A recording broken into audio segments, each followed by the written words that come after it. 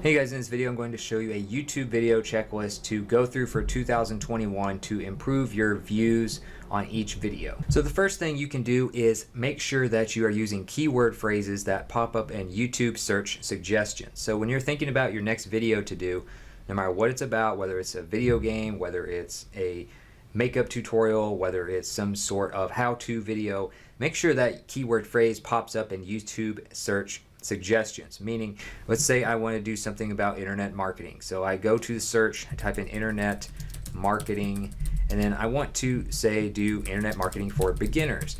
It pops up there and is a suggested keyword search because it is popular. So that's a very easy, free way to make sure that people would actually care about the subject of your next video, is to just type it right there and make sure that it is suggested there by YouTube itself. So the second thing to look at is subscriber interest. And with subscriber interest, you want to make sure that you keep making videos that interest your subscribers, that make them want to watch. You want to see that little green arrow in views going up in the first 24 to 48 hours after each video, showing that subscribers are interested. So if your views are up and it's because of subscriber interest, a lot of times YouTube will then promote it to a wider audience in hopes to getting it more views and to keep people watching the video on YouTube.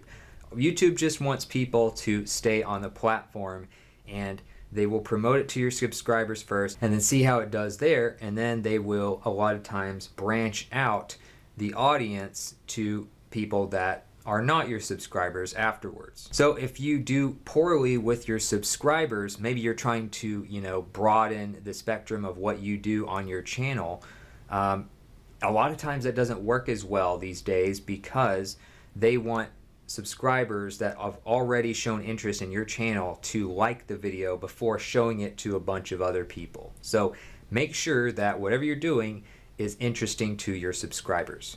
Another thing, number 3, is you want to make sure that it is a good search term using vidIQ. So vidIQ is a free and paid YouTube related tool that gives you more analytics and different tools built in that help you do better with your YouTube channel. So you can get vidIQ by going to the link in the YouTube video description that I have for you already, and you can get vidIQ for free or get the paid version with more bells and whistles, and it will help you do your keyword research better. It'll help you see what your competition is doing and basically give you an edge over people who don't use it, and it will make life much easier if you really want to be a serious YouTuber. So once you have vidIQ installed and you have the browser extension working for your account, you can go to your tags on your video and it will tell you where you're ranking for different search tags. But also when you click the vidIQ button, it will show you a place where you can do keyword research. And it goes over search volume, competition, overall score, and when you get the paid version of vidIQ, it will tell you most used and stuff like that. So when you look for a particular keyword phrase, you want it to have at least 500 to 1,000 per month search volume. And if it's a keyword that just not enough people are interested in, it'll just have a dash right there under search volume. You don't want that. There's not enough people interested, and you probably shouldn't make a video about it.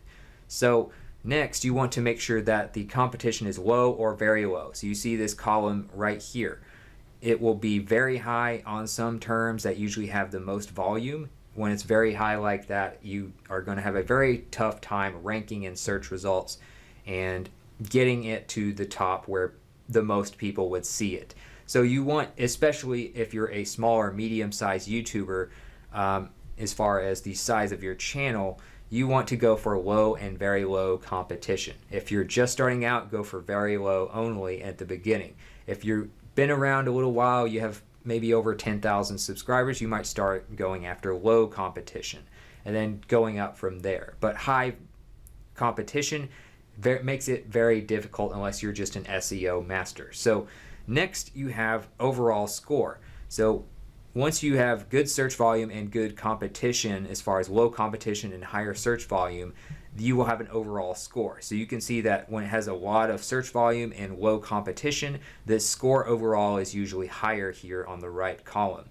So when you're looking at 50 plus on the overall score, that's usually a decent place to look. The higher, the better, of course. And again, the competition will depend on the size of your channel and how many subscribers you already have and how many views you're getting per video. But the lower your subscriber count, the less competition you want to go after, but you still need at least 500 to 1,000 searches per month in search volume, bare minimum. So number 4, you can also rank YouTube videos in Google search results. So just basic browser search results without having to just focus on only people who are currently on YouTube. This is another way to get a lot of traffic. When you type in your keyword phrase in YouTube and it is suggested there, and you've done some keyword research with vidIQ, you also want to type it in the basic Google search bar. So when I type in, say, internet marketing, and you're looking at how many results you have 5 billion plus results. That's a lot of competition. There's a lot of companies that have done a blog post or video about that subject. So what you're really looking for is 1 million or less. So you can make the keyword phrase more targeted, let's say I did for beginners, or I can do something else, and then you just kind of narrow it down from there. So now it's down to 63,800,000 results. That's still way too many for a small or medium-sized brand.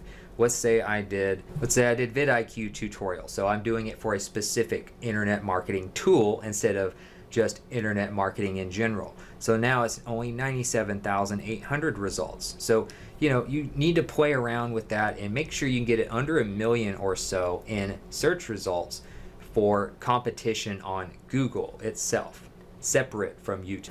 Also, number 5, to kind of go along with the Google strategy, you want to do at least some experiments with how-to videos, reviews, tutorials, fitness or sports videos, funny videos, and things like that. Those are the types of videos that typically show up in Google search results. Now, usually you can just tab over to videos like that next to images and just look at videos that way. But if you're in Google, sometimes when you are in all search results, you'll still see a lot of videos pop up like you do right here. vidIQ, of course, is a YouTube related tool. So I also typed in the word tutorial, which usually when you type in the word tutorial, it will bring up video results towards the top instead of blog posts. So that's another way, that's another trick to get more views on a video through Google instead of just relying solely on YouTube.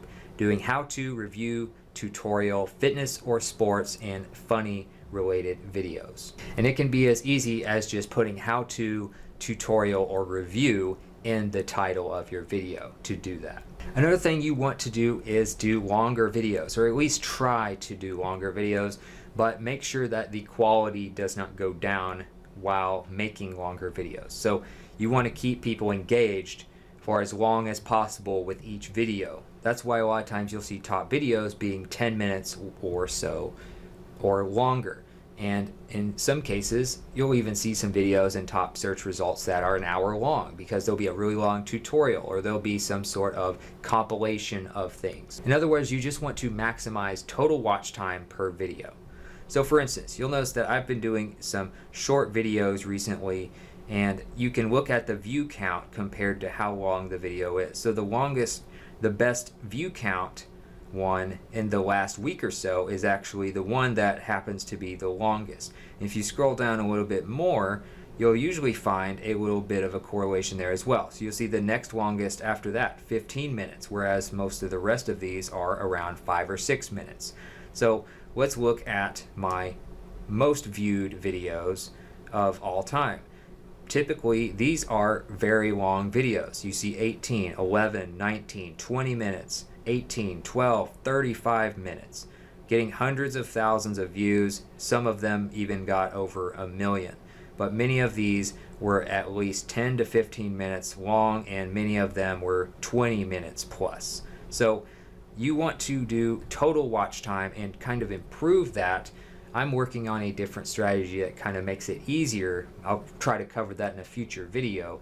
But if you can, do list videos, do anything you can to keep people around longer without losing their attention. And you'll also notice that most popular videos, especially in the entertainment area, will cut camera angles every 5 seconds or so, change up the visual every 5 seconds or so, or every time they mention something specifically, they'll show you a stock video footage for 5 or 10 seconds. So they change your visual over and over and over as they show you the video. That's one great way to keep people's attention while you're doing this. Also, you can shorten your intro and shorten the ending of your videos. If you drag out the ending, people will click before going to the next video.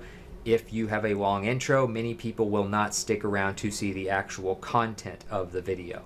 So shorten intros, shorten outros, change camera angles and visuals a lot, and then make your videos longer while still maintaining quality. Number 7, you want to have exact match keywords in the beginning of the title and in video subtitles. That's another small thing you can do in each video to give you a slightly higher chance of ranking. And once you rank, you can get views on a video for years and years as long as it maintains one of the top spots in search results. So to do this, I just wanted to show you an example of, say, typing in internet marketing for beginners, and then you scroll down a little bit, you see a lot of the titles are very obviously going to have the keyword phrase almost exactly what I typed in towards the beginning of the title. And also many of them will say that keyword phrase towards the beginning of the actual video content. So they will state it. It'll be clearly, like if you turn subtitles on these videos, you'll see it on the subtitles as well. And then you will see it in the beginning, usually of the title, almost exactly what I typed in. So top search result, digital marketing for beginners, almost exactly what I typed in. Internet marketing, digital marketing, pretty much the same thing. Internet marketing, how to start as a beginner, pretty much the same thing. Affiliate marketing for beginners, a little bit different depending on the type of marketing. Online marketing for beginners, right at the very beginning of the title. So if you can exact match the title and put it towards the beginning and then mention that in the beginning of the content where it shows up in subtitles, that's another thing you can do to give you a slightly better chance of ranking. And then just make things better than your competition. The last tip, number 8, is to literally just outdo whoever is your competitor in whatever niche you're trying to do things in. Unless you're completely making up a new niche somehow that has never been touched on before, you want to try and outdo the quality of video of your competition. So for instance, if you wanted to make a digital marketing channel, you know, these are some of the guys and girls that you are competing with. So you want to, you know, make sure that you keep people's attention just as good as they do, or you want to have long videos just like they do. You want to have nice visuals like they do.